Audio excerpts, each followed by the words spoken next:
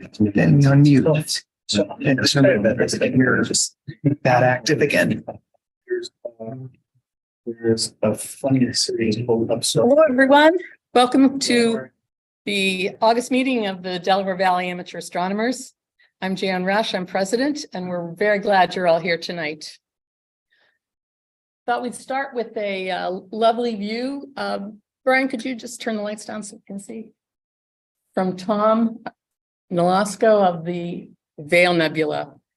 For any of you who haven't seen this under the stars, it's just gorgeous. It doesn't look colored like this, except when you get an image, but it's beautiful. This is the eastern part of the Veil Nebula, and it's the remnants of a supernova that exploded about 10,000 to 20,000 years ago. Which constellation? Cygnus. Cygnus. Oh, Am I right? yeah. All right. And I'm a scuba diver, so I had to pass on this lovely view that Al Lamperti sent around this month. This is a jellyfish galaxy. There are actually other jellyfish galaxies, and they occur when there's a lot of galaxies in a galaxy cluster, which creates a lot of stresses on the galaxies, and they can develop these long strands that look like jellyfish.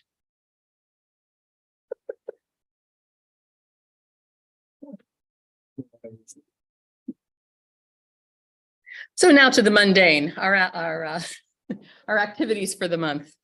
This is a screenshot that I took on August 1st, so it's doesn't show everything for the month, but I encourage all of you to look at the website regularly. You'll find lots of information on events there. As you see, we try to cover astronomy events of general interest, as well as our own DVAA events and events of other clubs that are also in our region, and star parties, regional star parties. So take a look. And if you click on the event itself, you'll get a box which, oops, not like that. Oops. You will get a box which allows you to see the details and then to add it to your calendar. So it's all very convenient. Now, one of the events I especially wanted to highlight is the Temple Ambler Star Party, which was rescheduled. It was originally scheduled for this past month, but now it's rescheduled for August 23rd. And Barry Johnson is leading that. He'll be looking for some people to bring telescopes to show the view. They had 170 registrants for the last time we tried to do this. So we expect a good turnout. So let Barry know if you're able to bring a telescope to that event.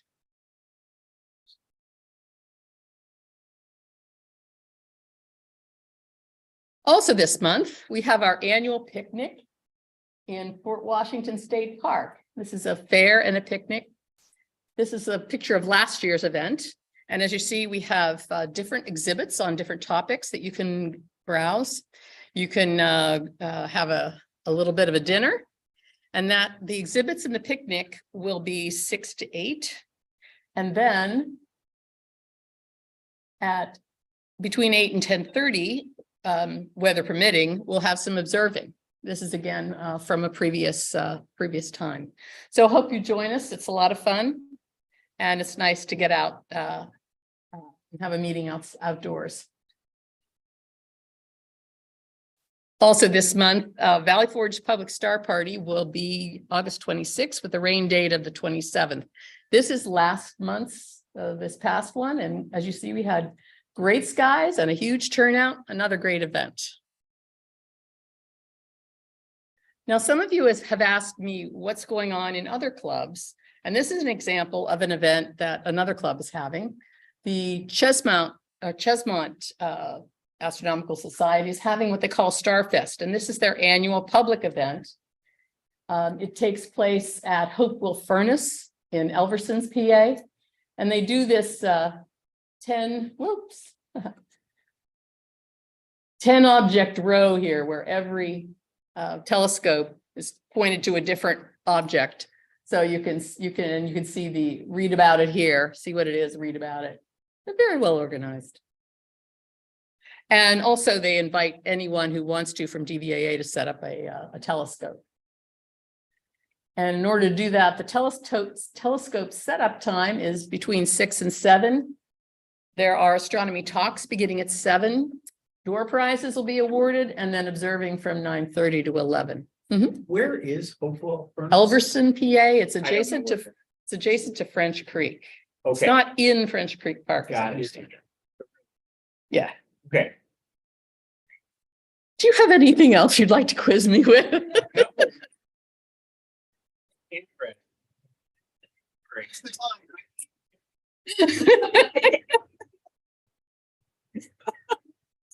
Oh.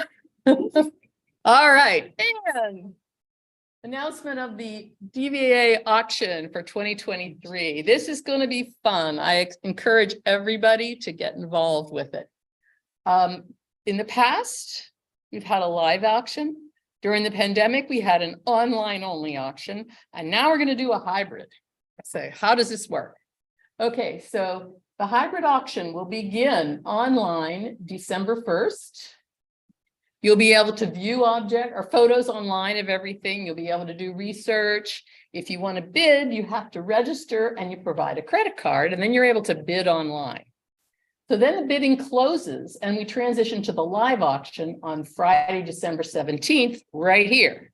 So all the telescopes, and so far we have 6 or 7, will be set up here. Other stuff will be set up on tables, and you'll be able to go around and look at everything and bid. And the last bid of the online auction becomes the starting bid for the rest.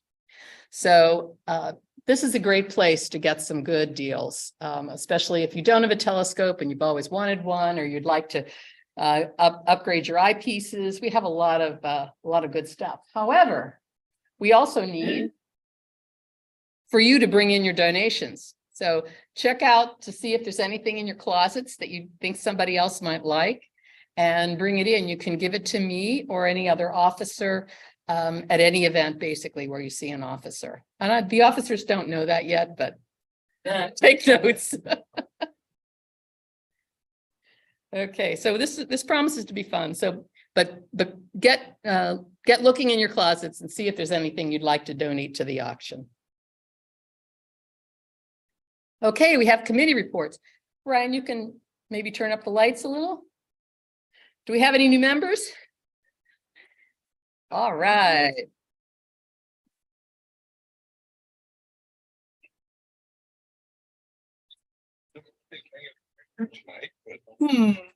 Mark Hanlon, Chris and Betsy Wells, Matthew, Kathleen and Julia Matejevic, and Jesse Warchowski and Jack Kendra. And I don't think there are any of those people here tonight. No, well, welcome.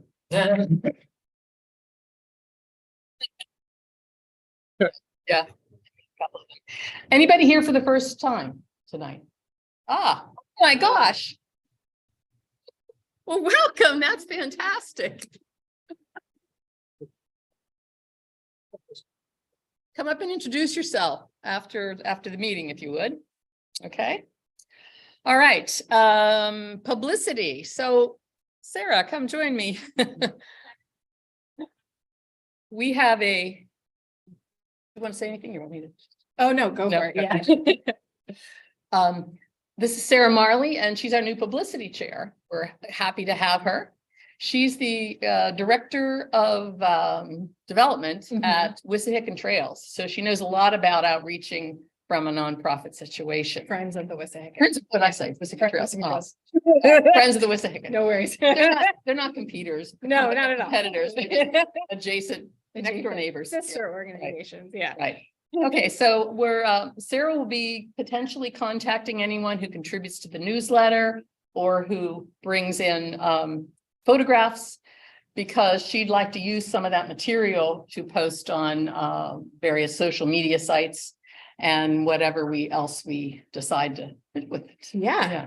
So if you have anything that you want to contribute, feel free to reach out to me. I do have an email through the DVAA website. And I'm excited to learn from all of you and become part of the community. So thanks for having me. Well,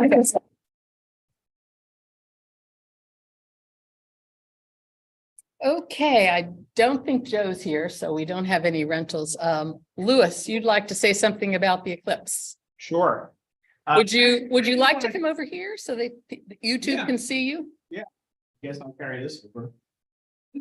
So the whole thing. And would you like a mic? Yeah, the only reason I'm here is show and tell, like I'm a 5-year-old and it's really important to be able to show off your stuff. But seriously, the reason I wanted to talk was the eclipse is going to be here before you know it. And for those who haven't, it's important to note that people always talk about life-changing sort of events, and maybe a little bit of a hyperbole, but there's no question in my mind that I think of my life a little bit the day before I saw an eclipse, the day after I saw an eclipse. It really blew my mind. And so one of the things that I did for this season was I bought a new mount. So it turns out eclipse events, like any other astronomy event or very big social sort of events, my group of people went to Casper, Wyoming. This time we're going to go down to Austin. It's April 8th, and I guess it's going from Montreal all the way down through Dallas, roughly on that sort of line. We think Texas is a better idea, but who knows? And the idea is a lot of planning goes into the event. So a lot of us have manual solar scopes if we have any scope. And that works great, but it doesn't work really great in an eclipse because it turns out you want to look through everyone's scope and it's a very social thing. So I decided that they had this thing called a Star Quest, I think, a Solar Quest. Send it here somewhere from Star Watcher. And I said, that's the greatest thing to order. And so I ordered it 7.5 months ago and it arrived last week.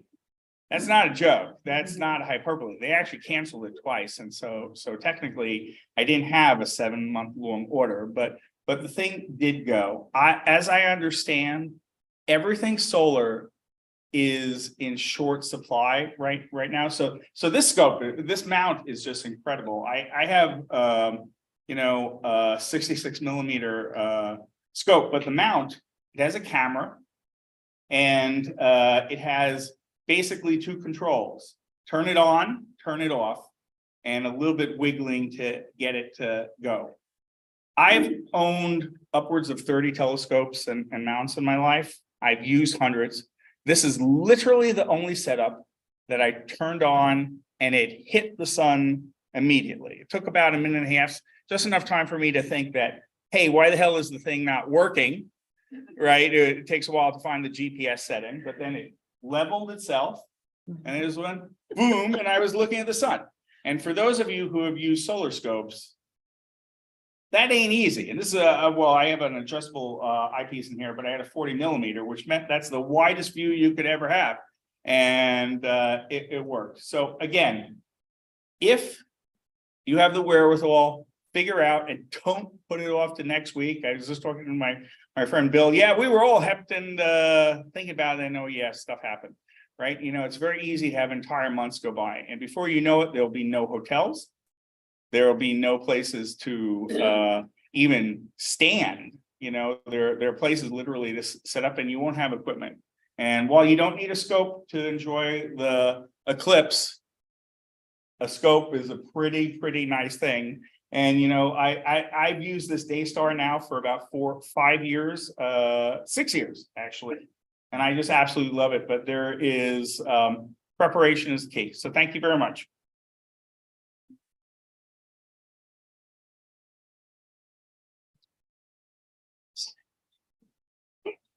Excuse me.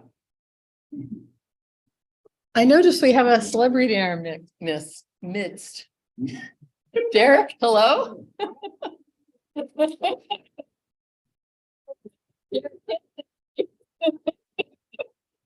You snuck in late. I did, yes. Yes. Yes. Is there anything you'd like to announce or say? What's happening at the Franklin Institute? Derek is chief astronomer at the Franklin Institute.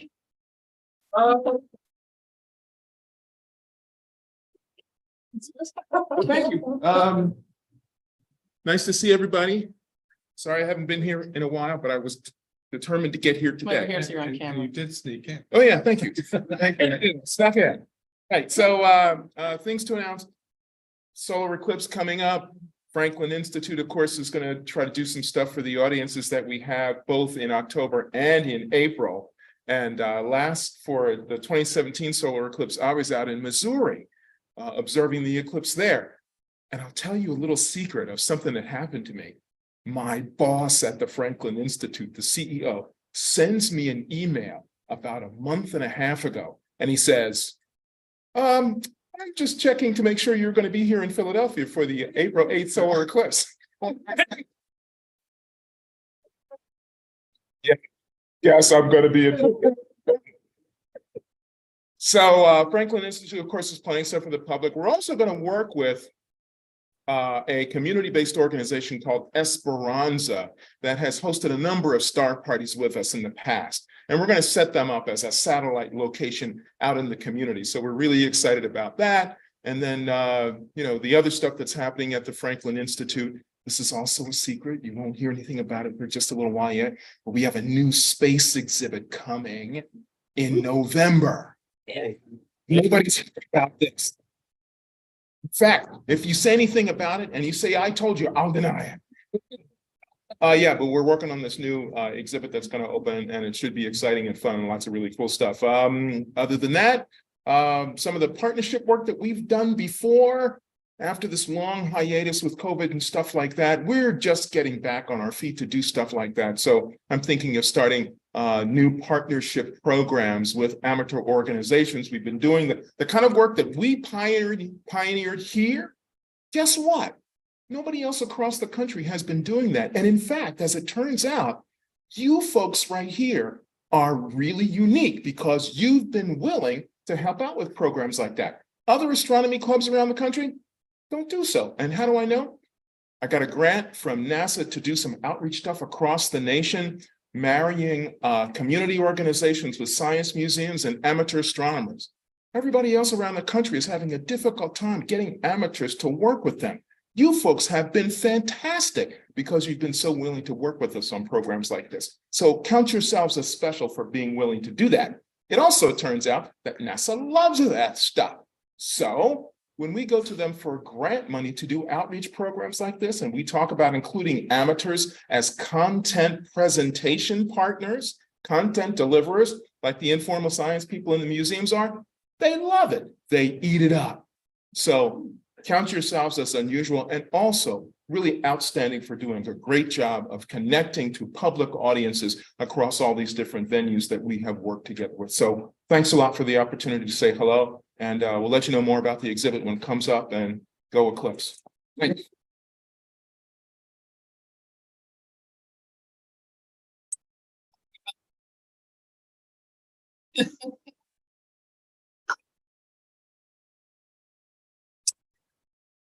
Mm-hmm.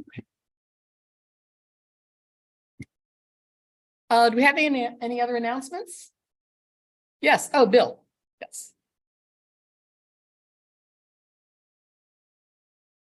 Hmm? So the day that we feared has come, and Frank has put the place up on the market, which means that our October getaway is it's in limbo at the moment. So I am canvassing you guys right here, right now, all of you and online, for ideas for an October club star party. So you guys can find me here, or you can just email me. I think it's And this is a camping style star party.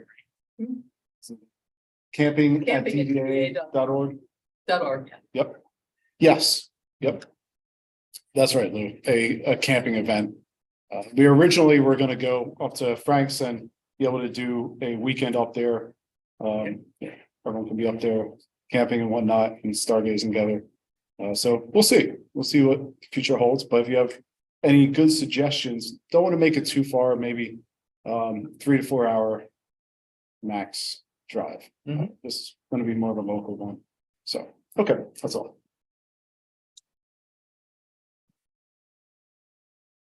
Thanks, Bill. So I guess I have one more announcement, and that's to say happy birthday to our treasurer, Scott Bannerman.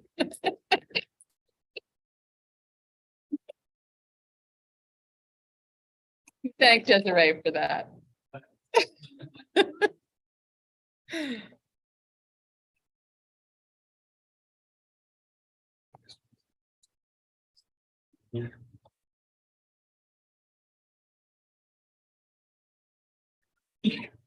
Okay, so there's a relatively new astronomical league program called the Solar Neighborhood Observing Program. And it's a special program geared to observing or imaging stars which are within 33 light years of the sun.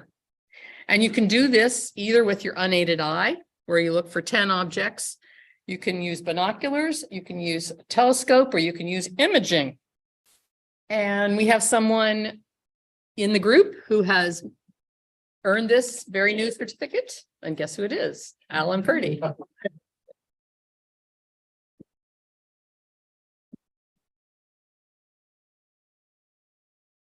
The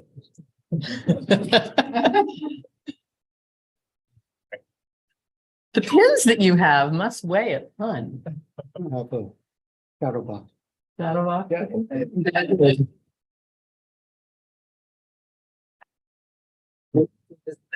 I think we did. Yeah, last month, January. All right.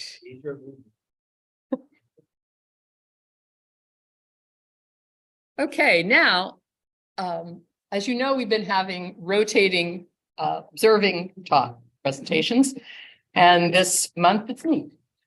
So, finding it for me. Yep.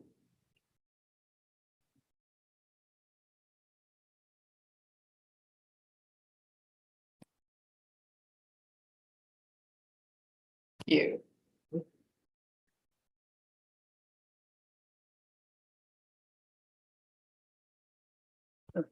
Thanks, Jamie. All right, so I couldn't give a talk about finding the hard stuff because I don't know how to find the hard stuff. So the name of my talk is Finding the Easy Stuff. And what I mean by that is if you've done a little bit with your telescope, but you mostly look at the things that you can find pretty easily, like the moon and planets, this is going to give you some targets to look for that are relatively easy, but more advanced than the planets and the moon. Okay, so I put these in two categories. One is objects or stars that are usually faintly visible with the naked eye and which will become easily recognizable once you locate them with your telescope. And I'm talking about not a super dark sky, like probably Valley Forge type darkness. Green Lane would be better, but these are not super faint objects that I'm going to review today. Or objects that are located within easily recognized constellations and are close to bright guide stars. But first, I have to give you a little bit of background on some things that you may know, but you might not know. First of all, if you're going out with a telescope, make sure you understand what the image is going to look like in your viewfinder and your telescope. So in this example here, we have the Pleiades, if they're right side up. So what you would see with naked eyes or binoculars.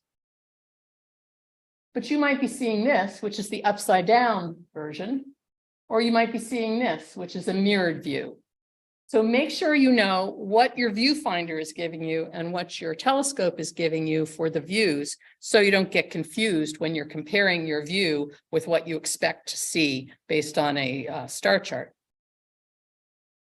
And if you aren't quite sure how to figure out about your view, just look at something in the daytime. Look at some license plates, look at some stop signs, and make sure you know what your view is. Now, I'm sure a lot of you know this, nice paper atlas. It's a good deal, but it doesn't show you the view that your telescope shows you. And of course, you can turn it upside down if you're telescope gives you a an upside down image, but then you can't read the labels. And if you have an SCT, Schmidt-Cassegrain, and it's giving you a mirrored view, then you won't be able to use it very well either unless you try to look at it backward through the page or in the mirror or something crazy like that. So now we have printers that can do this for us. And just so everybody knows, it's very easy to go and print off a star chart of something that you want to see some night. And you can have your printer flip it for you into the view that you can use to find your object. So I don't know if all the terms are the same on every printer, but with mine, it's select mirror print and it'll turn this into this. Or to view it upside down, it's reverse print, reverse page orientation. You might need to see what your printer has to say about that, but it's possible, I think, with most modern printers to print the view however you want to. Now, there's also a neat trick if you're using Sky Safari as your star chart. Here under settings, look at the coordinates section, and you'll find these two buttons here where you can have it flip horizontally, which is the mirror image, or flip vertically, which is the upside down view. And so here you can fix the view on Sky Safari to match what you're seeing in your telescope. So working on that makes it much easier to understand what you're seeing in your scope relative to what you expect when you're finding things. Another important thing to do is to know the width of the field in degrees of your finder scopes. As an example, a 9x50 finder scope is about 5 degrees of sky. So what does that mean? Well, for comparison, the two stars that are farthest away from the handle of the Big Dipper are 5 degrees apart. So that's 5 degrees, and that's about the amount of sky that you'll be able to see through a 9x50 finder scope. And the width of the full moon is another benchmark that's 0.5 degree. And if you have either a Rigel viewfinder or a Telrad, of course, you'll have the circles, the concentric circles, which tell you how many degrees you're looking at. So that makes it even easier. When you're searching for things, always pick your lowest power eyepiece because that'll give you the biggest view of sky where you can do your searching, and then move to higher powers after you find the object. So the lowest power here would be the one with the would be the 40 millimeter. You might not have a 40, you might just have a 30 or a 25, but any of those will be fine for low power searching. Now, you need to figure out what the true field of view is that you are seeing with your telescope.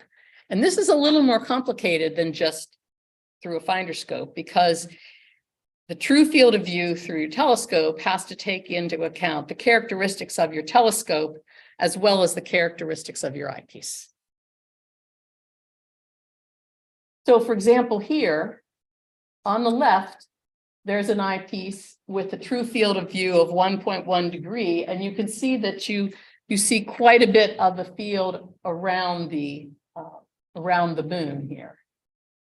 On the other hand, a different eyepiece with a field of view of 0.7 degrees, basically the moon is going to fill the whole thing. And this has to do with the characteristic of the eyepiece. You'll see this number here is 52 or 82. That's the apparent field of view of the eyepiece, and that'll be written on each eyepiece, just like it is here. Okay, where am I going with all this? Well, you have to figure out how to calculate the true field of view of your eyepiece plus telescope. And this is a handy way to do that. This website right here, stargazing.net, scope math, With this, you can enter in the characteristics of your scope and the characteristics of your eyepiece, and then you get the resulting information, which is calculated for you. So in this particular example, we have an 8-inch aperture scope. It's got a focal length of 2032. It's an f10. And we're putting in an eyepiece with a focal length of 30 millimeters with a apparent field of view of 52 degrees. And we have we put in all those numbers, and then here we get a magnification of 68 and a true field of view degrees of 0.765.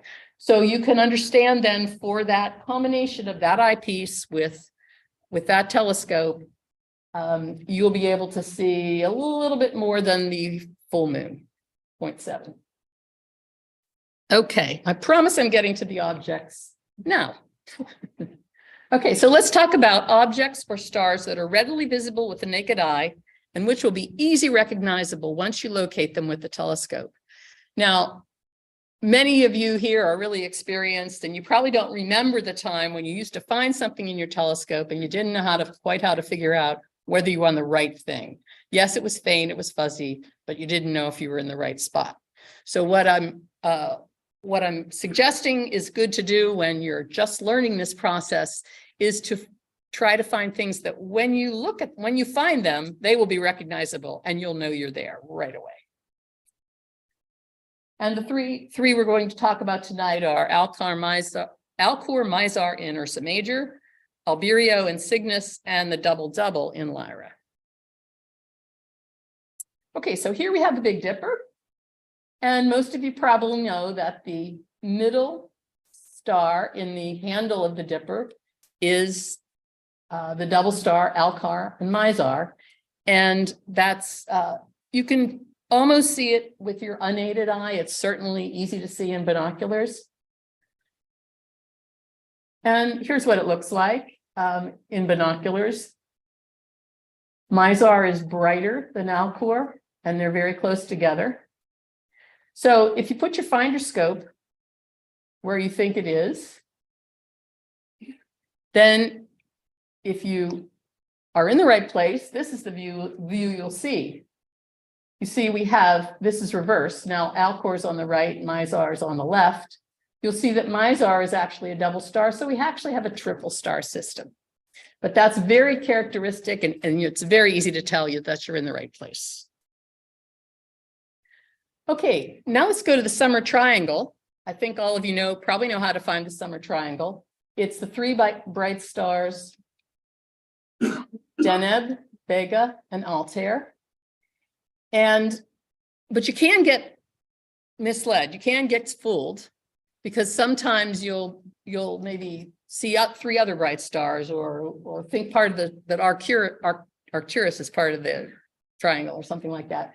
So it's good to find the triangle and then make sure you're in the right place by looking for the cross of Cygnus, the swan, and the little parallelogram that is Lyra attached to Vega. And then you know you're in the right spot.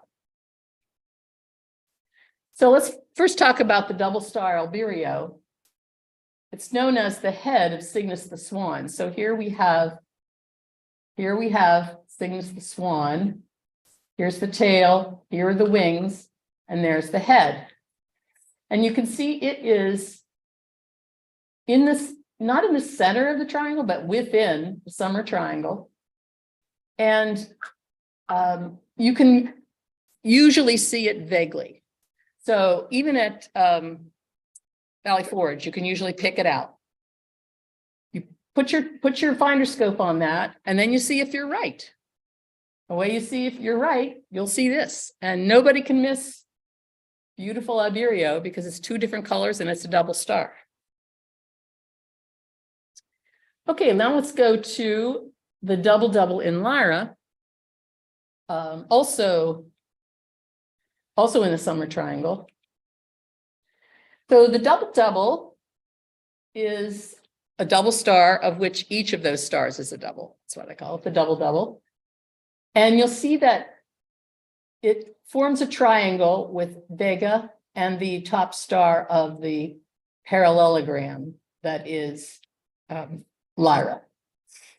So put your finder scope on this star. It'll be dim. It won't be super bright and you won't see it double, but put your telescope where you think it is and you will be rewarded with a view that shows you. You have to crank it up to high power. This is 240 times. But you'll see that each one of those stars is indeed a double star here and a double star there.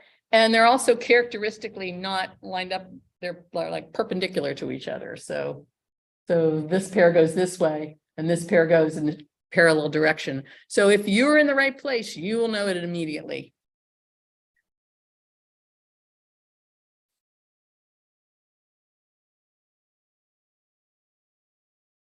Okay, now we're going to go to objects that are located within easily recognized constellations and are close to bright guide stars. So you won't be able to see these with your naked eye in most cases, but you will be able to see the spot where you think they are.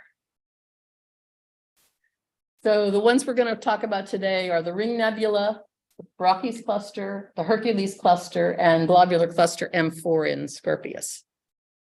And for those of you who haven't discovered this, it's really helpful to do a binocular sweep if you're looking for dim objects like this, because if you can't see it with your naked eye, you don't really know whether the sky conditions would allow you to ever see it. And I don't know about you, but I spent a lot of time looking for things that I was never going to find because the sky was just not dark enough or just not the right conditions. But if you can see it in binoculars, then you know you can find it with your telescope. So a binocular sweep is great. Sweep from one bright star to the other bright star or to another bright star or a landmark that I'm going to show you. And you'll be able to locate to see whether what you're looking for is visible in the sky that you've got on that particular night. So we're going to go again to Lyra. And we're going to look for the Ring Nebula. Now, the Ring Nebula is very conveniently located almost exactly halfway between the two stars that form the bottom of the parallelogram of Lyra. There's Vega, there's the parallelogram, and here's the Ring Nebula in a very, very convenient spot. And you can see here's a view with the rings of a Telrad or a Telrad on it. And you can see that from the two stars that are at the bottom of the parallelogram are on the 2 degree line. So they're 2 degrees apart. And the Ring Nebula is almost in the middle, right along that line, a little bit below the line, and it's maybe 5/8, not exactly half. But this is something that you can definitely find by putting your finder scope in the right spot. And you might need to hunt around a little bit, but you'll be rewarded with the Ring Nebula, which I forgot to put a picture of the actual Ring Nebula, but it looks like a fuzzy star until you go up to high power, and then you'll be able to see the ring. Okay, now Brocchies cluster is another one that's pretty easy to locate because by now we're really familiar with the summer triangle, and it's very conveniently located on a line directly between Vega and Altair. So right here is the Brocchies cluster, also known as the coat hanger. And the coat hanger, very cute asterism. There's the crossbar and here's the hook. You do have to be a little careful because it's kind of big. It's 1.3 degrees. Yeah, I don't know why we lost the camera there. It might not be visible in your finder scope. I mean, in your telescope, but definitely will be visible. Going, just not the video. Let's switch to the other camera.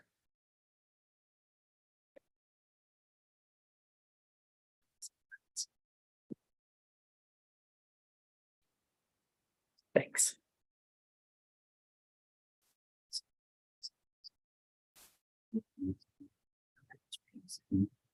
Okay, if you haven't seen the constellation Hercules, if you haven't seen the Hercules cluster ever, it's a really good one to look for in the summer sky.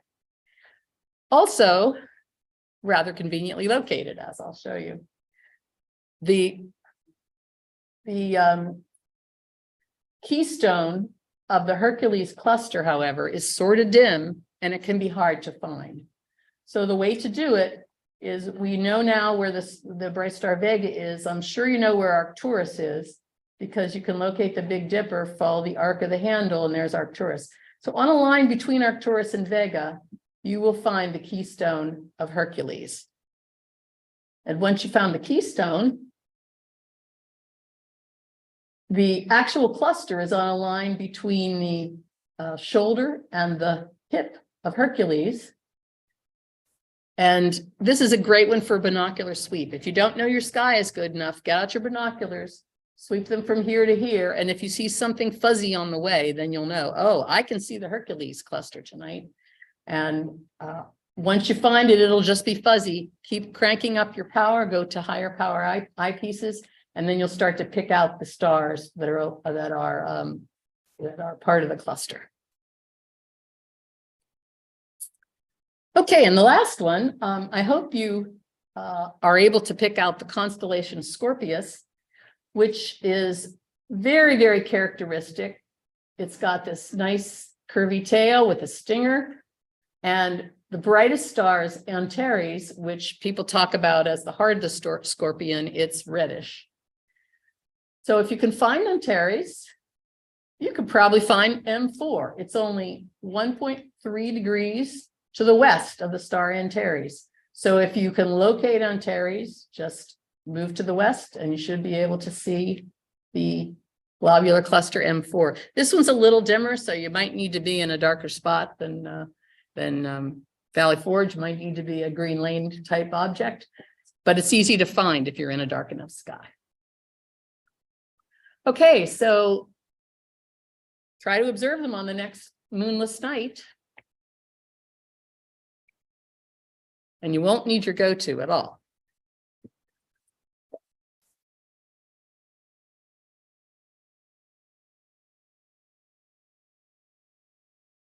Okay, Jeremy, I think we're ready for our featured presentation. This one for now. All right, let's try this one. Oh, that's loud. All right, so a little update on programs coming up. So as Jan mentioned, on August 25th, we're going to have our picnic and astronomy fair. We are still looking for a few more people who want to give presentations on that. So it could be something like a poster, could be a little demo, show and tell, anything like that. So if you are interested, just send me an email. See, then on September 22nd, we have John Conrad, who's one of our returning champions. And he's going to be telling us about the OSIRIS-REx mission. And it's very timely because on September 24th, 2 days later, OSIRIS-REx is scheduled to return to Earth with samples. That should be kind of fun. Then we've got a couple of TBAs after that. And then in December, we have the auction, which Jan told you about. All right, so tonight we have someone who needs no introduction. But I'll introduce him anyway. It's our past president, Harold Goldner. So many of you know Harold from the club. He was our president for the last 3 years and did leave office, which is apparently an interesting thing nowadays. Gotta watch out here. All right. So I did ask Harold for a little bit about what he does outside of astronomy, and I'm interested to learn a little bit of this. So now you'll all learn too. Harold Goldner is a principal at the Fort Washington law firm Friedman Schuman, where he focuses his practice on employment law, representing both employees and employers in matters such as compliance, discrimination, employment contracts, non-compete and non-solicitation covenants, and trade secrets. I guess you can't tell us any of those, right? No. Or you could kill us, right?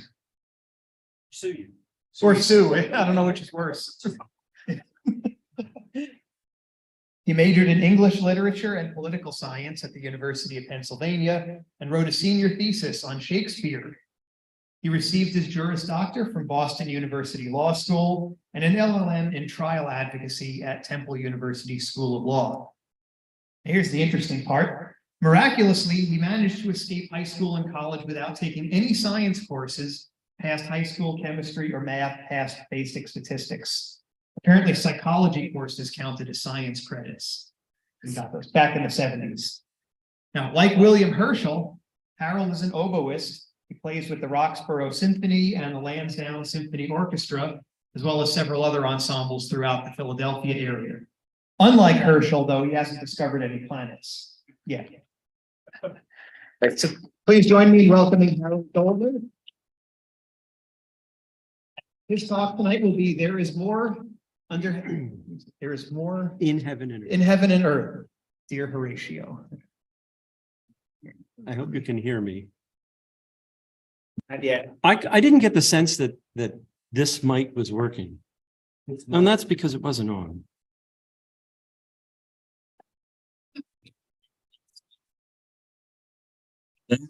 That's much better. I'm not going anywhere near that thing. That's better. Yeah. That's much better. Share. Oh, wait, I gotta find the pointer too.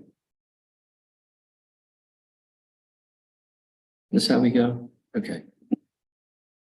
So, this is sort of a labor of love.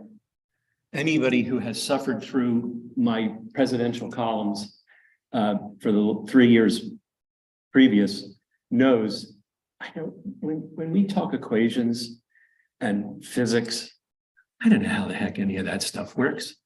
I enjoy it. I have a really nice telescope. I hope to go to Cherry Springs in a couple of weeks. And I have a general understanding of the science. But for me, it's sort of like, oh, wow. And so I'm more of sort of a English type person, English major type person. I was a year and a half into law school and I got a leave of absence to get a master's and PhD in English literature. Went to see my very favorite professor, Penn, and said, Dr. Scouten, I'm leaving law school. I'm going to go and get my master's and PhD. And Dr. Scouten went, Goldner, that's a very admirable thing you're doing, but finish law school and then come back and see me. And by the time I'd finished law school, he'd run off to France with one of his graduate students from whence he never returned. So I've always been fascinated by Shakespeare. Years ago, when my parents went to England, I begged to bring me something Shakespearean. So this Cut out now. this is a facsimile of the first folio. Yeah, this isn't a good way to go. Of the first folio of Shakespeare, which was published in the 17th century. It's massive. Don't drop it on your foot. But I have it here if somebody would like to see it. The first folio is one of those books you would think ridiculously expensive. It is ridiculously expensive, but there were a lot of them published. So there are a lot of them out there. But anyway, let me start with this. Unfortunately, we don't know the Bortle scale of London in the 16th century and during Shakespeare's time. And the principal reason is the Bortle scale hadn't been invented yet. But more importantly, there was no electricity. There was no industrial processes. The steam engine wasn't going to be invented for another century and really not practical for another 50 years beyond that. And nighttime London would have been dark, really dark enough for Londoners and those in the countryside like Stratford-on-Avon to actually see a dark sky. Okay, let's see what happens. That was interesting. There we go. So Shakespeare was born 1564. Didn't live for very long. Died in April of 1616. Oh, you're going the wrong way now.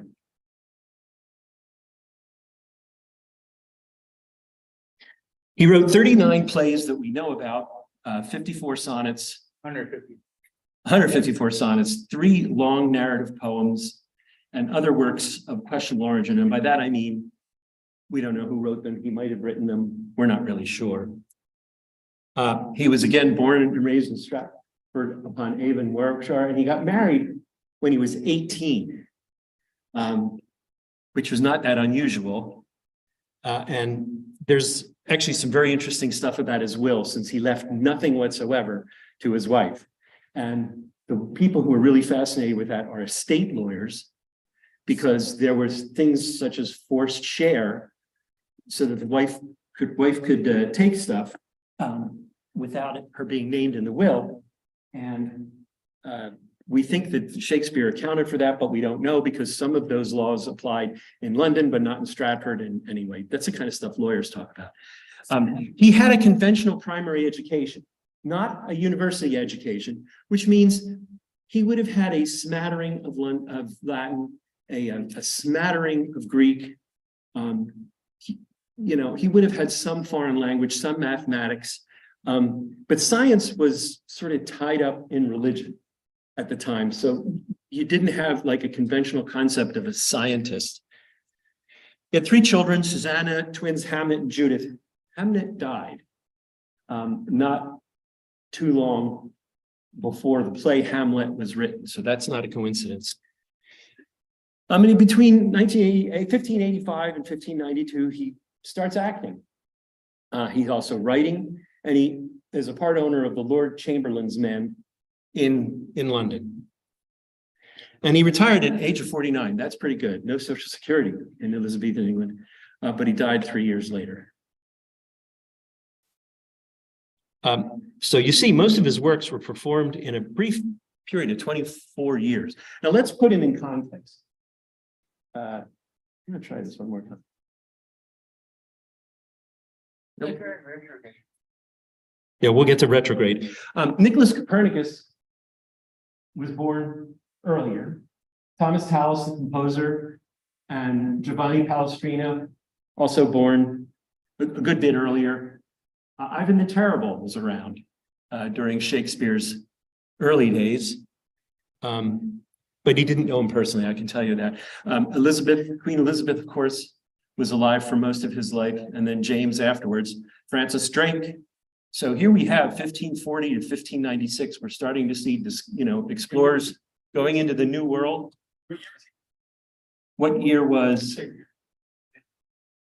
Yeah, 1563. Yep. And then Giordano Bruno, whom I'll talk about, and I've written about in my president's column, because he's a very interesting character who had a terrible end of his life. So there's Shakespeare coming in. Sir Walter Raleigh, 1552 to 1618. He finished out his days in prison because of the gunpowder plot. But more interestingly, and I'll talk about Thomas Harriot too. Thomas Harriot was probably the closest thing to one of England's first scientists. And something of an astronomer, we think. We're not sure. John Dowland, the composer, was born just before Shakespeare was. And then we have Shakespeare. And just to put things in perspective, Galileo was born the same year Shakespeare was, but lived a lot longer. Johannes Kepler was born a little bit later, didn't live much beyond, and Caravaggio, the painter, a little bit later, and René Descartes, who starts to, get you into the next era after the Elizabethan period. Before Shakespeare, it was a Ptolemaic view of the universe. The Earth was the center, and everything revolved around the Earth. And people, that's just what people assumed. There was no concept of the Earth moving. You couldn't get anyone in England to wrap their head around the possibility that the Earth was a globe spinning in space, rotating, much less moving through a solar system, much less a solar system moving through a galaxy, much less a galaxy moving through space. Inconceivable. Only some of the planets were known. Mercury, they knew where Mercury was. Venus, of course, very bright. Mars, Jupiter, and Saturn. They believed that the universe existed in crystalline spheres. The Earth was in the center. The planets were in another crystalline sphere, the sun in yet another, and the stars, but that the universe was finite and contained in basically these crystalline spheres. The concept of epicycles was designed, conceived to deal with the fact that the planets sometimes went retrograde. There's a dialogue from All's Well That Ends Well. Helen says, Monsieur Perrault, you were born under a charitable star. Perrault says, under Mars, Helen, I especially think under Mars. Perrault, when he was predominant. Helen, when he was retrograde, I think rather. Perrault, why you think so? Helen, you go so much backward when you fight.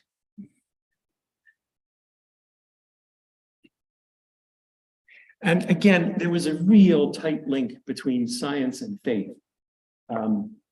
And that is, in many respects, why Giordano Bruno's life came to such a brutal end. But what had happening right around the time of Shakespeare was, even though Ptolemy had written this Almagest some 1,300 years earlier, 1,400 years earlier, you were starting to see a change. You were starting to see the concept of the Copernican model.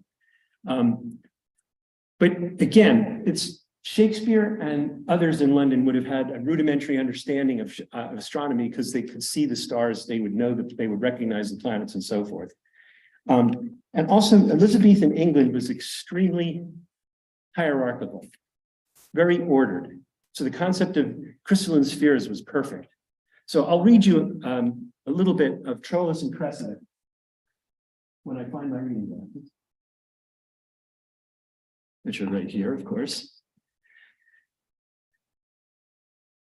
My wife leaves her on her head like this, and then can never find them. Troy, yet upon his basis, this is Ulysses. Now remember, Ulysses was the great genius of the Odyssey.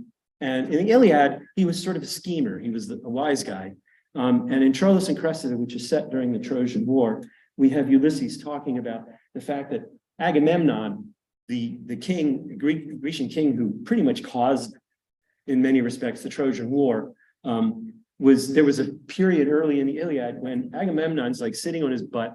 The Greeks are just having a terrible time because the gods have decided we're going to let the Greeks really get their asses whipped for a little while so that they can get humble. So this is Ulysses talking during that period of time. Troy, yet upon his basis, had been down, and the great Hector's sword had lacked a master, but for these instances, that the specialty of rule hath been neglected. And now, look, how many Grecian tents do stand hollow upon this plain, so many hollow factions, when the general is not like the hive to whom the forages shall all repair. What honey is expected? Degree being visited, the unworthiest shows us fairly in the mask.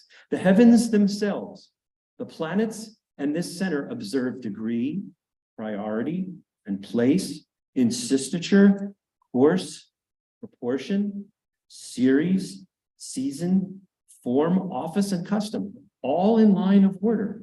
And therefore is the glorious planet Sol, in noble eminence, enthroned and steered amidst the other, whose medicinable eye corrects the ill aspects of planets' evil and posts, like the commandment of a king, sounds check to good and bad. But when the planets in evil mixture do disorder wander, what plagues and what portents, what mutiny, what ranging of the sea, shaking of the earth, commotion of the winds, frights, changes, horrors, divert and crack, rend and deracinate, the unity and married calm of states quite from their fixtures. Oh, when degree is shaked, which is the ladder to all high designs, then enterprise is sick. How could communities, degrees in schools and brotherhoods and cities, peaceful commerce from dividable shores, the primogenitive and due of birth, prerogative of age, crown scepters, laurels, but by degree stand in authentic place?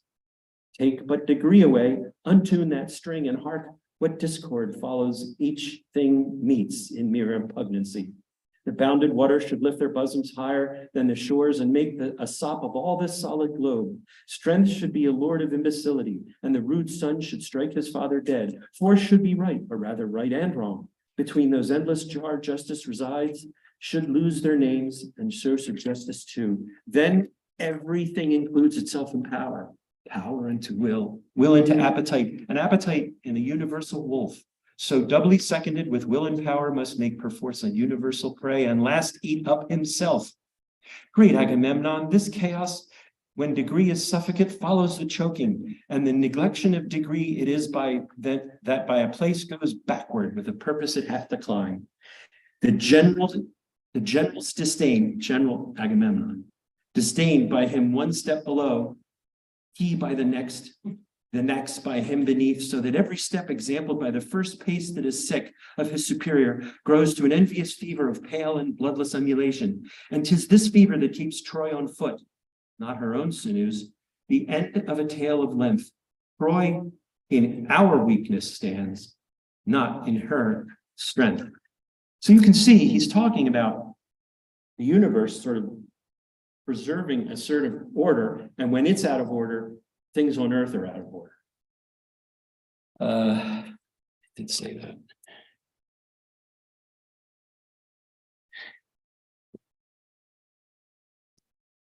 So now Copernicus finally comes up with a different idea. And let me just mention the last thing I read to you said the soul as a planet, the sun as a planet. And some have argued that was Shakespeare's way of saying, oh, I understand what Copernicus meant. Because Copernicus believed that all the planets, except Earth, rotated around the sun. And the sun rotated around the Earth. So he almost got it right. And that was starting to be accepted. There was a question as to who owned the universe. Was the universe out there, or did God own the universe? There was sort of a concept of, was the universe somebody's property? And what really changed things up, or started to really change things up, were this 1572 nova, Tycho's nova, which I will talk about in a little bit. New stars weren't supposed to happen. Stars were supposed to be fixed in the firmament. By 1551, Copernicanism was starting to take root, and they started to think that, okay, maybe paradise and heaven are beyond, somewhere outside the stars. And I have a couple of visual aids for this. So Tycho Brahe writes recent appearances in the celestial world in 1590, in light of the nova, which he saw. And at some point, Brahe writes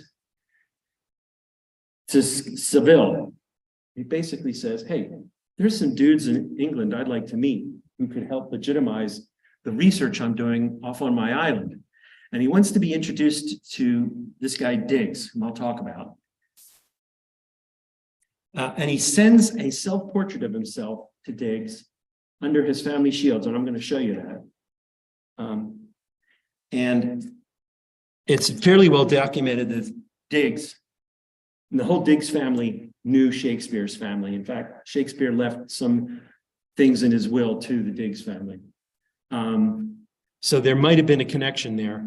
And it's quite possible that Shakespeare even saw Brahe's letter to Seville through that connection. So we know Shakespeare, even though he's not an astronomer, he's an intellectual, he's in the community of artists, and he's probably seeing these kinds of things and is learning of the existence of Tycho Brahe. And this is a great image. I hope you can see it. Where's the laser pointer? There we go. So here's the sun, and all the planets are going around the sun, but here's the Earth, and the sun's going around the Earth. And we have the stars. There's the zodiac outside. So he's sort of got it right, but not really. It's better than Ptolemy. You got to give him credit for that. But here's the thing that Diggs did that blew a lot of people's minds. In 1576, influenced certainly by Brahe, he puts the stars out here. He has those orbits, the orbit of Saturn, Jupiter, Mars, Venus, Mercury, but the stars are now out here. And it says this orb of stars fixed infinitely up, extended itself in altitude spherically. So now Diggs is saying, not so crazy about that concept of the celestial spheres. This seems like this universe might be an infinite. Now, Shakespeare seems to have understood the moon and its effect on tides better than Galileo. Galileo talked about ebb and flow. He talked about, get the reference. He explained that there was two motions of the earth correlating to the day and the year. He didn't really acknowledge the moon's influence. Bernardo in Hamlet says, and I think I'm reading this speech, the moon is the moist star upon whose influence Neptune's empire stands. So Shakespeare understood the moon affected the Neptune, the sea. Prince Hal says, the fortune of us that are moon's men doth ebb and flow like the sea. Being governed by the sea is by the moon. Now as low as an ebb's a foot of the ladder, and by as high as the flow of the reach of the gallows. That's you talking tides. He gets it. He understands that. And Camillo in Winter's Tale, you may as well forbid the sea to obey the moon. Clearly understanding that concept. So I told you about Brahe and this picture he sent to Diggs. These are like, he's royalty. He's sort of descended from royalty. And these are the royal families that Brahe claims are his forebears. That says Rosencrantz. That says Guildenstern. Now, anybody who's, well, first of all, if you've seen Tom Stoppard's play, Rosencrantz and Guildenstern are dead, you know they're players and they're characters in Hamlet. If you haven't and you happen to have seen Hamlet, congrats. They're major player, they're minor players in Hamlet. I actually really enjoyed Stoppard's version. So Knud, I think it's Knud, Guildenstern and Frederick Rosencrantz were in England in 1592. They were both related to Brahe and they were both Danish royalty. Frederick Rosencrantz was in fact a third cousin of Brahe. And Rosencrantz was known to be in London in 1600, just as Hamlet was being written, and he had been with Brahe in Prague with Kepler. I mean, that's like being in a DVAA meeting with Derek Pitts. It was awesome. Right? So, now, I think we want to mention John Dee briefly, because John Dee, I want to say he was sort of like the Dumbledore of England in some respects. He was a mathematician, and he wrote a preface to ephemeris tables. And then one other thing you need to understand about science in the Elizabethan period, and you need to think about it. The Holy Roman Church believed in transubstantiation. The wafer of communion turns into the body of Christ. The wine, the priest transforms the wine into the blood of Christ. Well, if a priest can perform that type of molecular transformation, there's no leap at all between an alchemist, as John Dee was, saying, well, I can turn lead into gold, no problem. I just have to find the right magic, the right way to do it. Because everybody's belief was suspended as far as that, it was no leap at all to think about alchemy as possible. But Dee did express frustration with the Ptolemaic approach. And I love this. Dee knew everyone who was anyone, according to Nigel Jones, a Shakespearean scholar, and anyone who was anyone in Elizabethan natural philosophy knew Dee, Leslie McCormick also. And he lectured all over England. And he was also stayed, I remember there were these periodic plagues, everybody fled to the country. He was more like during the 1603 plague outbreak, so was the Shakespeare family.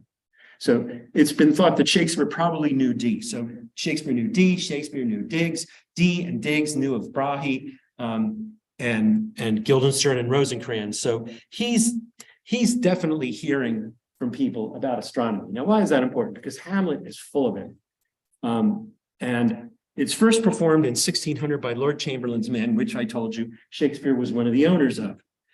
They did become the King's Men in 1603 when James I became king. Richard Burbage, who you may have heard of, one of the most famous Elizabethan actors, played the role. It was a smash. Probably because there were a lot of dead bodies by the time of the end. It's really brutal. And it played almost continuously until 1642 when Cromwell closed the theaters. And then after that, they were still playing it in taverns. That must have been interesting. And then after the theaters reopened, it's pretty much Hamlet is almost always playing somewhere. Well, it has lots of astronomy references, and it's lots of fun. And there's a lot of scholarship on the astronomy references. So for those who don't remember their Shakespeare, so Hamlet starts with Horatio running into seeing a ghost on the ramparts. And it's the ghost of the late king, Hamlet's father, whom has died for some inexplicable reason. Well, it's not so inexplicable. Claudius has killed him so he could marry Gertrude and take over the kingdom, Gertrude, Hamlet's mother. And the ghost, they say, was seen on the ramparts when yond same star that's westward from the pole. There has been a lot of scholars' ink poured over what that star was. And they figured things like, well, let's see, he was killed while sleeping in the garden and it was 2 months later. So he couldn't have been sleeping any later than September. So it must have been in November. They say it's cold outside on the ramparts. So it has to be November. It was probably Tycho's star that they're referring to. Some have argued it was a planet, but westward from the pole would be like Cassiopeia. And you know, the ecliptic does not go through Cassiopeia. So it can't be a planet. So those scholars who have argued it must have been a planet don't know their astronomy. They don't know where the ecliptic is. So it can't be that. Some argued it was a comet or something, but there aren't any records. There were a lot of records of comets. And they talk about stars with trains of fire. I'm going to read what Horatio says when he's there on the ramparts and he sees the ghost. A mote it is to trouble the mind's eye in the most high and palmy state of Rome. A little ere the mightiest Julius fell, the graves stood tenantless, and the sheeted dead did squeak and gibber in the Roman streets as stars with trains of fire, comets probably, and dews of blood, disasters in the sun. It could be talking about sunspots, I don't know. And the moist star upon whose influence Neptune's empire stands was sick almost to doomsday with eclipse. It's a lunar eclipse, right? And even the light precurse fierce events as harbingers preceding still the fates and prologue to the omen coming on have heaven and earth together demonstrated unto our climatures and countrymen. But soft, behold, lo, where it comes again, the ghost re-enters. I'll cross it, though it blast me. Stay, illusion. That presages Ghostbusters. Stay, illusion, if thou hast any sound or use of voice, speak to me. If there be any good thing to be done that may do thee ease and grace to me, speak to me. And the cock crows, which of course means the ghost isn't going to hang around much longer. If thou art privy to thy country's fate, which happily foreknowing may avoid, oh speak. Or if thou hast uphoarded in thy life extorted treasure in the womb of earth, for which they say you spirits oft walk in death, speak of it, stay and speak. So, why Denmark? Why did he put Hamlet in Denmark? And why did he put it in Elsinore? Well, here's an interesting thing. This is Helsingborg. This is the king of Denmark's castle. That's Tycho's island. So Elsinore is probably there. At least in the concept of Hamlet. Now, Shakespearean scholars do amazing things. They spend a lot of time. And I have to say that some of, and I'm going to give the bibliography at the end, but some of what I've done is based upon Dan Falk's wonderful book, The Science of Shakespeare, which we read in the Delaware Astronomical Society Book Club, I think about 18 months ago. And I talked to Dan. He's an author, science author in Canada, and he was really, really helpful. But one of the things he stumbled across in his research was this guy, Peter Usher.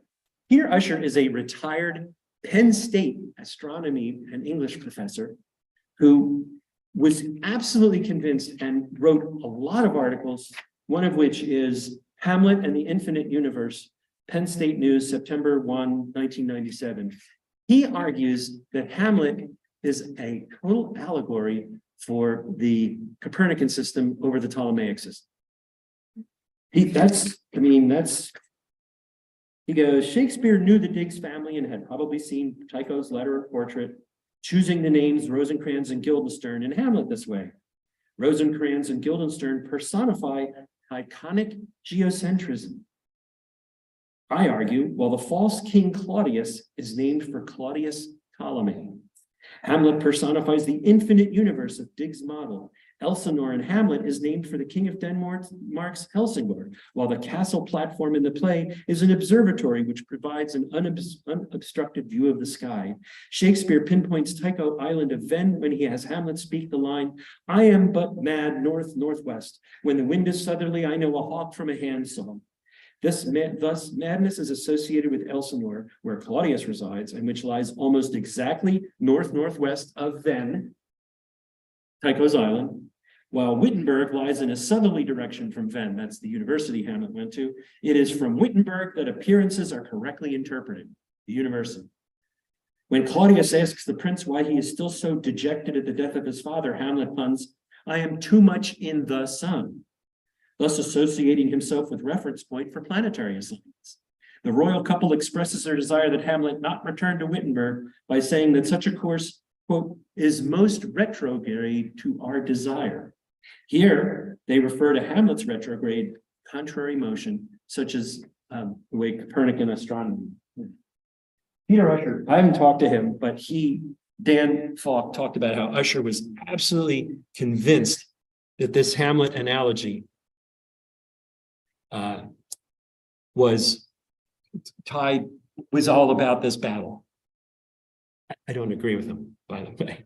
I think that's going way too far. And when you think about Shakespeare's audience, it's like, oh yeah, we want to go to a 3-hour play so you can talk about an allegory of Ptolemy versus Copernicus. I don't think so.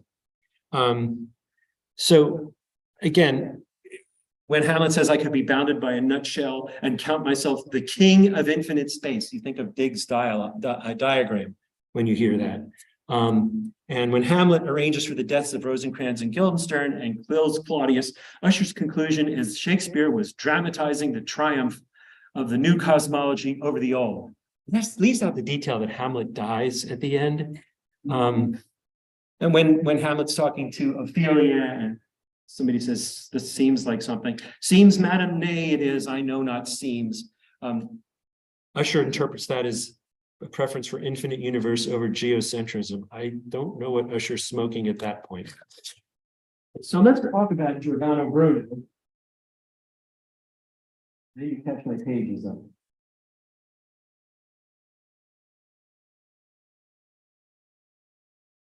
Okay. So Giordano Bruno was a Dominican friar. And he was one of the first people to argue that there could be planets other than in our solar system. He also became a Calvinist, which is sort of going all the way in another direction, but I'm not going to get into religious theory. He was a firm Copernican, and he proposed the existence of exoplanets at a time when very few people considered that there could be planets around any other star but our sun. He also considered the possibility of life on those other planets. And that's what really got him into trouble. Because think about it. If Jesus died for everyone's sins on this planet. Who died for the sins on the other planets? Are there multiple Jesuses? I mean, how does that work? The Catholic Church could not wrap their heads around that. And they kept trying to get him to come back to Italy. And he was lecturing through France. He came to England. He insisted the universe was infinite without a center, which again was sort of revolutionary. And there are some links. Scholars, there's a lot of talk about Bruno and Shakespeare getting together. There's a great bio, I also cite in the bibliography. There's very little documentation of Shakespeare's life. And there's a really good compact book by Schoenbach that's just based solely on documentation, as opposed to, 500 pages of conjecture. We know he was clearly influenced by contemporary Italian culture. I mean, he definitely met John Florio, a Londoner known to travel with and be friendly with Bruno. Florio also was very tight with the Earl of Southampton, who was a sponsor of Shakespeare. And there was a lot of educational link in there too. And more importantly, think about the fact that Shakespeare definitely understood Italian, how to working. My senior thesis, I used a little bit of my Italian and a little bit of my Latin and read Shakespeare's sources and then compared them to what Shakespeare did with them to sort of try and get my inside his head to figure out why he wrote things the way he wrote them. He clearly had a limited command of those languages. And interesting, he set 13 of his plays in Italy. So there is a link. We just don't know how it is. But eventually Bruno gets convinced to go back to Venice because there's a friendly scientist there. And that's when the Catholic Church got him. And eventually burned him at the stake. He died a horrible death. And on the site where he was killed, martyred for science, there's now a statue as a tribute to him. So he got the last laugh, but long after, there's the statue. So let's keep talking. Let's talk a little bit about the stars.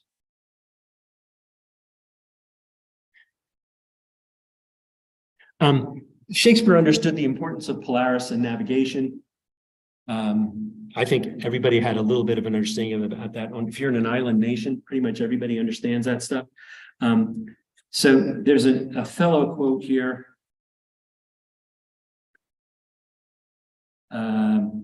This is a different one. The wind shakes surge with high and monstrous mane, seems to case water on the burning bear, the Big Dipper, and quench the guards of the ever fixed pole. There's an understanding that the Big Dipper is a circumpolar sculpture, a constellation. They knew how to tell time using the stars because they could see them. There's a reference to, they referred to the Big Dipper as a plow. There's a reference in one of the plays to knowing what time it is. Yeah, this is the quote from Henry VI. Charles Wain is over the new chimney, and yet our horse not packed. Charles Wain wagon. Charles wagon, that's what Wayne is. Charles wagon. Well, the Big Dipper sort of looks like a wagon, doesn't it?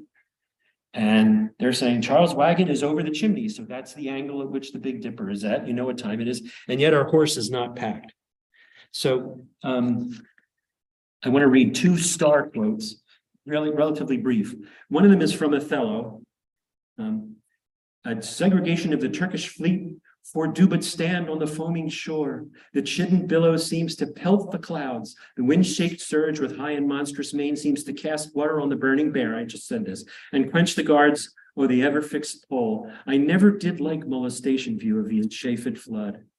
And then, of course, we have Julius Caesar, who pride goeth before a fall, was, among other things, exiled Cimber. And Brutus and others thought that was a nasty thing to do. And they came to him and said, we want you to change your mind. And Caesar goes, I could be well moved if I was you. If I could pray to move, prayers would move me. But I am constant as the northern star. of whose true fixed and resting quality there is no fellow in the firmament. The skies are painted with unnumbered sparks. They are all fire, and everyone doth shine, but there's but one in all doth hold its place. So in the world, 'tis furnished well with men, and men are flesh and blood and apprehensive, yet in the number I do know but one, that it unassailable holds on his rank, unshaken of motion, and that I am he. Let me little show it even in this, that I was constant, Cimber should be banished, and constant do remain to keep him so. It didn't end so well for him either, but. Okay, so let's talk a little bit about comets, because there's some really interesting stuff about comets and eclipses I'm going to get to. There is the Great Comet of 1577, and you see this is the second one, 1580. It was a non-periodic comet. It's C 1577 V1. Don't wait for it to come back. Non-periodic comet visible to all of Europe. Brahe was able to discover that comets and similar objects travel above the Earth's atmosphere. He used parallax to figure that out. And the tail faces away from the sun. He was the first to observe that. Right now, it's 324 astronomical units distant. It had a 22-degree tail and first appeared above Sagittarius visibly in January of 1578. Brahe apparently, the lore is that he saw it coming back from a fishing trip. So the second comet, the comet of 1580, Tycho found a comet in the constellation Pisces. It was observed in November 25th. It wasn't Thanksgiving back then. And again, after the perihelion passage on the morning of the 13th of December, the observations are more numerous and better than those of the previous comet, and time determinations with a quadrant were made nearly every night, while there were very few quadrant. Anybody else had quadrant, did not have those observations. And here we have, this is Kepler's drawing of Halley's comet. 1607, Kepler observed it, and this is his diagram. Of greater interest here were the observations of the comet of 1585, which appeared at a time when Tycho's collection of instruments on the island was complete. On the 8th of October, after a week of cloudy weather, he saw it. He compares its appearance to when it was first seen with the cluster or nebula, as it was then called, Praesepe Cancri, without a tail. Lots of numerous observations with a sextant, really a lot of documentation all the way through November. So let's see, what am I going to say about comets? King Henry IV, part one of my personal favorite plays, not just because the main character is Prince Hal, and that's my nickname, but he talks about what happens in the sky being tied to what's happening on earth. God pardon thee, yet let me wonder, Harry. This is King Henry IV is talking to his son, who is an enormous disappointment to him, mostly because he's hanging out with Falstaff. God pardon thee, yet let me wonder, Harry, at thy affections, which do hold a wing quite from the flight of all thy ancestors. Thy place in council thou hast rudely lost, which by thy younger brother is supplied, and art almost an alien to the hearts of all the court and princes of my blood. The hope and expectation of thy time is ruined, and the soul of every man prophetically doth forethink thy fall. Had I so lavish my presence been so common hackneyed in the eyes of men, so stale and cheap to vulgar company, opinion that did help me to the crown had still kept loyal to possession and left me in reputeless banishment, a fellow of no mark or nor likelihood, being seldom seen, I could not stir, but like a comet, I was wondered at, that men would tell their children, this is he. Others would say, where? Which is Bolingbroke? And then I stole all courtesy from heaven, and dressed myself in such humility that I did pluck allegiance from men's hearts, loud shouts and salutations from their mouths, even in the presence of the crowned king. Thus did I keep my person fresh and new, my presence like a robe pontifical, never seen but wondered at, and so my state seldom but sumptuous showed like a feast and worn by rareness and such solemnity. The skipping king he ambled up and down with shallow gestures and rash baven wits, soon kindled and soon burnt his carded his state, mingled his royalty with capering fools, had his great name profaned with their scorns, and gave his countenance against his name to laugh at jibing boys and stand the push of every beardless vain comparative, grew a companion to the common streets, and veoffed himself to popularity, that being daily swallowed by men's eyes, they surfeited with honey and began to loathe the taste of sweetness. More than a little is by too much. So you want to be king, be a common. So let's talk eclipses, and there's a kind of pull on eclipses too, as it relates to King Lear, because there's some comments about King Lear and eclipses. There's a really great speech that talks about it. It's this speech which I'm going to read. At this point, when King Lear is written, and now we're in the 17th century, the early 17th century, when it's written, and I'll show you why. Astrology is still mainstream, but people are starting to sort of lose faith in it. Astrology, and this is after Shakespeare died, was seriously undermined when there was a total eclipse in 1652. Now, there were earlier eclipses that I'm going to talk about, and we'll show you a diagram. But the thing about the 1652 eclipse was it was sort of like what Y2K was in this country. People thought power plants are going to go, everything, it's going to be the end of the universe as we know it. It's going to be terrible. The sun's going to be blotted out and horrible things will happen. And there was a total eclipse, 1652. And as anybody who's been to a total eclipse knows, nothing happened. Everything was fine. And that sort of made a lot of people go, I don't think I believe these astrologers know what the heck they're talking about. It is the stars above that govern our conditions, they say in King Lear. As one writer said, people watch the sky with the same jumpy intensity of Wall Street analysts watching economic indicators. A bad omen could cause public confidence to plummet. So Gloucester is talking in King Lear, and whoops, well, I'll go to that. If you don't remember the plot of King Lear, for some godforsaken reason, calls his three daughters in and says, I'm going to divide my kingdom up between the three of you. But all I need you to do is say how much you love me.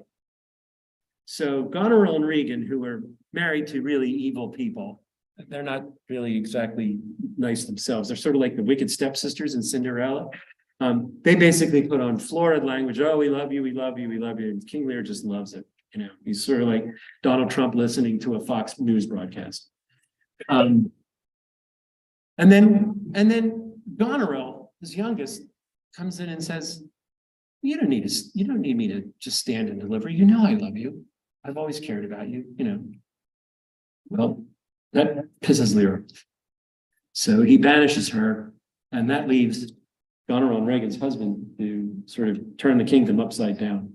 And the Duke of Gloucester is close ally of King Lear and sort of his confidant, and says, these late eclipses in the sun and moon portend no good to us. Through the wisdom of nature can reason it thus and thus, yet nature finds itself scourged by the sequent effects. Love cools, friendship falls off, brothers divide, in cities mutinies, in countries discord, in palaces treason, and the bond cracked twixt son and father, or father and daughter.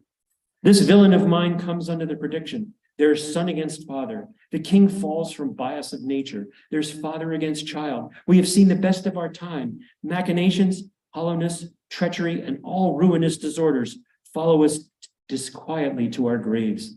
Find out this villain, Edmund. It shall lose thee nothing. Do it carefully. And the noble and true-hearted Kent banished. His offense, honesty. 'Tis strange. Well, that's in reference to weekly eclipses. That's these late eclipses in the sun and moon. So that's pretty bizarre. But think about it. You can have a lunar eclipse and a solar eclipse happen within 2 weeks. It's absolutely positive. Apparently, and I don't know why, I know there are people who know equations that I don't know, that it's impossible for a total lunar eclipse to follow a total solar eclipse. It must have to do with the angle of the but there's a scholar wrote a great paper about the eclipses in King Lear. And, oh, it's over here, okay. And the work was amazing. And this is what they came up. There was a partial eclipse, 98% partial eclipse of the moon. That would have stood out. And solar eclipse 1598. And I might have left out, I don't have the percentage. And then there was December 24, 1601, partial, and a really minor partial in September of 1605. And the occultation phase of 1598 for the sun, that was quite a big deal for England. Right smack across England, totality.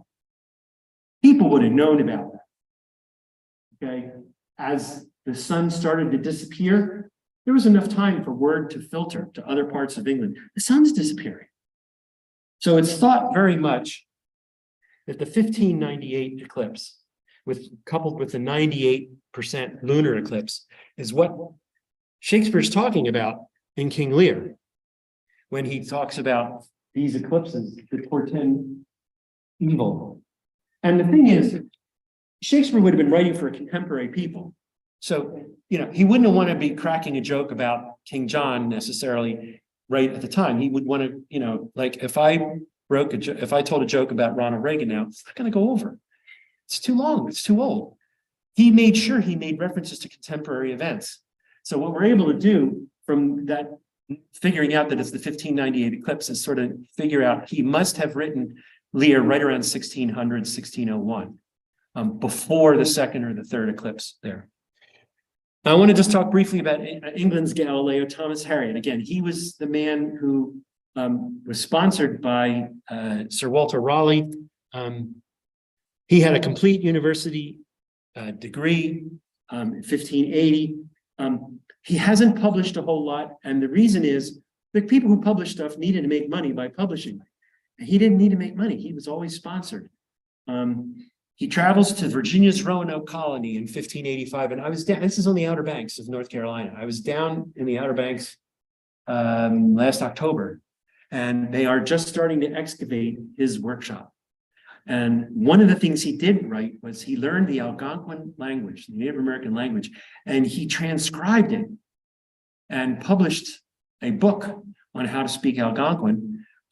He also published this book, A Brief and True Report of the Newfound Land of Virginia. So 1588, we have publications in England now talking about the New World. So now Shakespeare's universe, the earth at least, is expanding.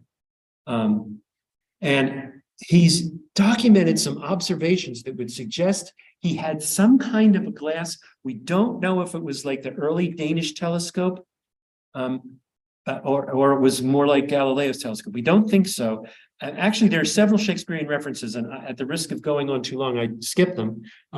There are several references to in Shakespeare to characters looking at things through a glass to make things closer. And of course, the principal benefit to something like that is military. I mean, that's how Galileo sold it to the government. You'll be able to see your enemy ships before anybody else can. But Harriet sketched the moon early on and clearly had at least 6% magnification. There's some discussion that maybe the telescope was in England before Galileo had it. There's no hard and fast evidence of that. But Thomas Harriot, fascinating character. The plays are published in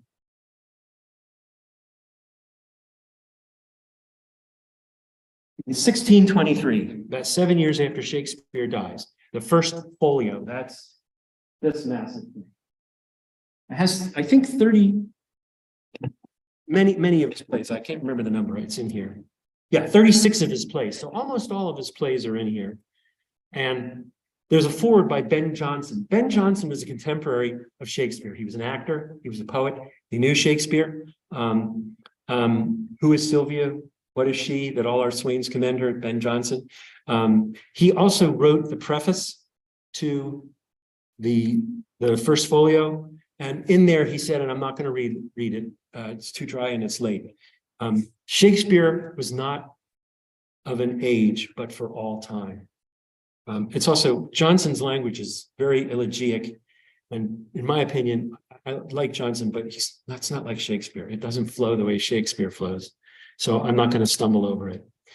This is my bibliography. The Robin Aryan-Rood book for Thomas Harriot. We read that in the Delaware Astronomical Society. And Robin, who's in New Zealand, joined us. Stayed up really, really late for us. Dan Falk, great book, The Science of Shakespeare, if you have any interest. Samuel Schoenbaum's William Shakespeare Compact Documentary Life. That's the book I'm talking about. It just bases its biography of Shakespeare on the documents as opposed to conjecture. I use the Pelican Shakespeare. I have many versions of Shakespeare. The Riverside is really good. I've used the Pelican. And if you're interested in that crazy allegory, that's one of your Usher's articles about the allegory of Hamlet being Ptolemaean versus Copernican models. I do want to say one other thing before I close, and that is I want to close with the closing words of the Midsummer Night's Dream. It's Midsummer Night. It's a midsummer night. It's hot. Some have fallen asleep, just like they did at the Midsummer Night's Dream. Hopefully none of you woke up with the head of an ass. But Puck, Robin, says this at the end of the play. If we shadows have offended, think but this and all is mended, that you have but slumbered here, while these visions did appear. And this weak and idle theme, no more yielding but a dream. Gentles, do not reprehend. If you pardon, we will mend. And as I am an honest Puck, if we have unearned luck, now to escape the serpent's tongue, we will make amends ere long. Else the Puck a liar call. So good night unto you all. Give me your hands if we be friends, and Robin shall restore amends. Thank you very much.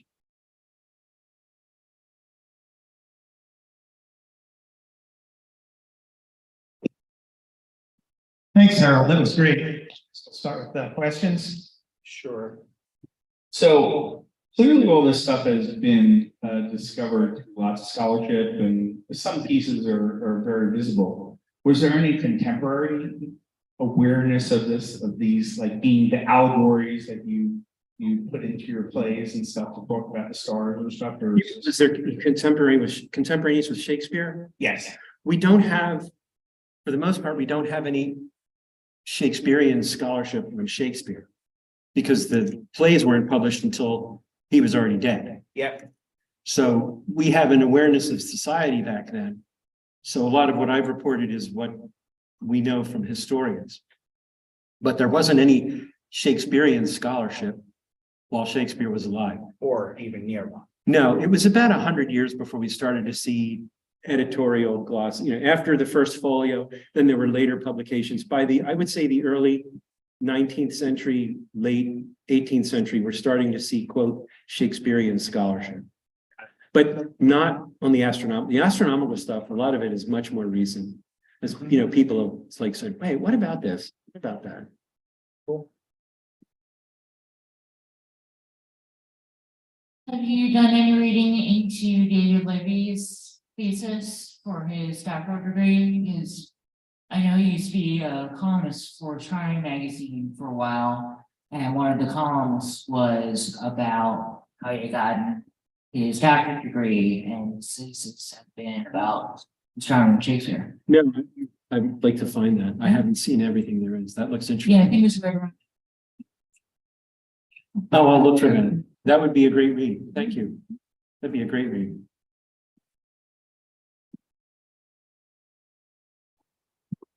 I know there was like theories that Shakespeare had spent some time as a sailor, and did in any of the books did they talk about that? Because the sailors at that time would definitely use constellations to navigate around.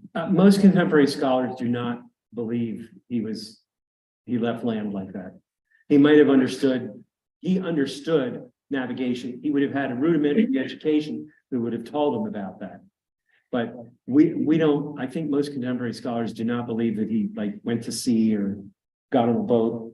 He might have been on a boat once or twice, but he was not a sailor. I mean, by 18, he was married He was shortly after that, he was on the stage. He went to Italy. We don't know if he went to Italy. We don't know. Schoenbaum doesn't think he ever left England for Italy. He might have gone other places, but Schoenbaum does not believe there's any actual documentation of Shakespeare being in Italy. But it doesn't do any of the seaside towns. Right. It's full Padua and Verona and places like that. Right, right. So they don't think he actually ever went to Italy. You have a follow-up? Some people suggested that Shakespeare didn't actually write the plays attributed to him. Would you comment on that? I'm not lending any credence to that whatsoever. There's been all kinds of conjecture, but there's just really nothing conclusive that would lead any reason to do that. A lot of the people who they ascribe like Bacon wrote a lot of stuff. It doesn't read like Shakespeare. It's not like Bacon suddenly became a bad writer or a deficient writer. I mean, the stuff doesn't read the same way. Marlowe wrote differently too. Right? They talk about Marlowe, but they were known to be contemporaries. There are some plays out there that are of dubious authorship. The professor I talked to you about did a review to was one of the first scholars of this play, The Country Gentleman, which was at first thought to be Shakespeare. It's now thought to be somebody else's. And he thought it was somebody else. He didn't think it was Shakespeare's. He thought it was contemporary with Shakespeare, but it was not Shakespeare. Hey, from the internet, Meg Rubinowitz, just want to say a very cool presentation. I loved the nutshell quotation. So I just have to say, Meg is my sister, and she spent almost as much time teaching English as I've been practicing law. So when she said she was going to watch this, I'm like, uh-oh. Better get it right. He looked up. I better get it right. You know, something that occurred to me during talks that most of the movies of Uranus named after characters from Shakespeare. And I never made that connection before, why that was relevant. Well, Titania, Oberon, right? Ariel, Yep, Ariel is the spirit. Pharaoh, in the Caliban, Sycorax. Those are characters from Tempest. Yeah. And interestingly, that those characters, the Tempest was written contemporaneously with the discovery of the New World. I mean, the Tempest takes place essentially in Bermuda. It's one of the only plays that takes place in the New World. Bless you.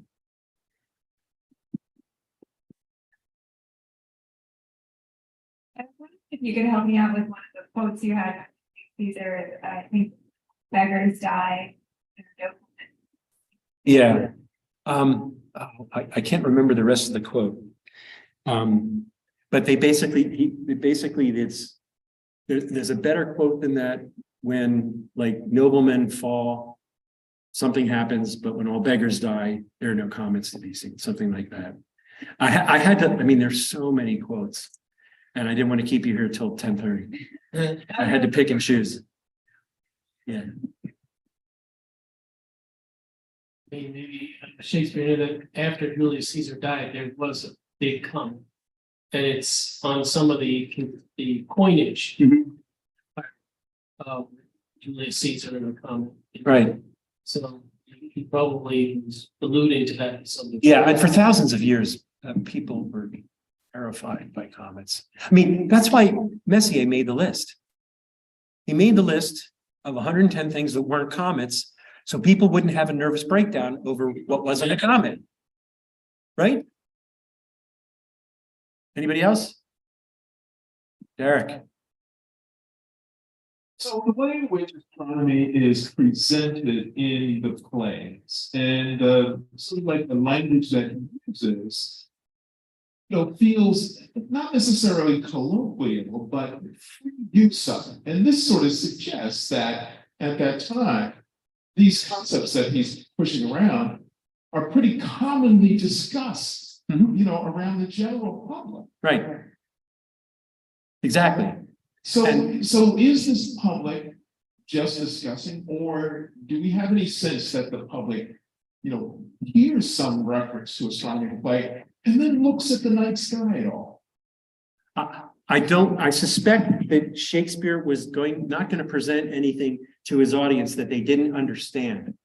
it's obvious, it's possible that, you know, a 10-year-old person in the audience would hear things about comets and then walking home go, what's a comet, Dad? I have never seen one. And then there would be a discussion of that. But you would expect there would also be a discussion of things like, why does the sun go up in the east and go down in the west? And there would be discussions of that all the time. But he would certainly have he wasn't teaching, which is, I think, the main failing of Usher's thesis is he wasn't teaching. He didn't write a play as a polemic. That just would have been completely inconsistent with what he would have done. First of all, if he had written any of the histories as polemics, he could have gotten himself in the Tower of London. Anybody else?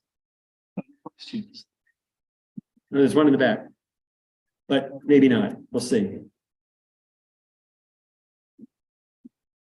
Okay. So the way that the astronomers map like the stars, and I thought like everything revolved around the Earth time, I'm wondering what went through their mind. Like we're heading like way back earlier than that. In like the 10th century, when you know that supernova in the sky happened, when the Crab Nebula exploded, and then the Crab Nebula. Right. What happened then? Like what changed in the way of astronomy? Because they had to have known that there weren't just stars, like there was something else. Well, we don't have anything recorded that tells us what happened astronomically in when the Crab Nebula exploded, because remember we have the Ptolemaic version lasting 1400 years and was widely accepted. So my guess is that when that happened, there weren't sufficient people who saw it in a post-Renaissance Europe to respond to it, as opposed to when Tycho's nova hit, you had France, England, you had more developed a post Middle Ages world where people are looking at things, where mathematics is starting to develop, where it's not long before we're going to have calculus, and we're starting to see publications of ephemeris tables and stuff like that. That's a big deal when a new star shows up and it's not on anybody's map, as opposed to 1000. It was probably thought of as magic, thought of as a religious experience, sort of the way they talk about the Star of Bethlehem. And there's all kinds of theories for what the Star of Bethlehem was, including a conjunction of Jupiter and Saturn. Cool. Any others? Tuckered them out. There will be none of this will be on the final, I promise. Great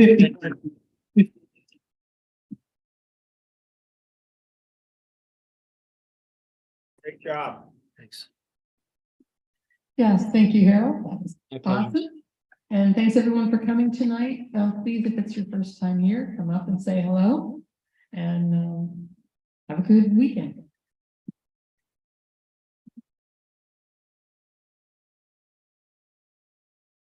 So I want to work with polio. In front of the camera. Going like that is hard. It's just an internet connection. But my best guess is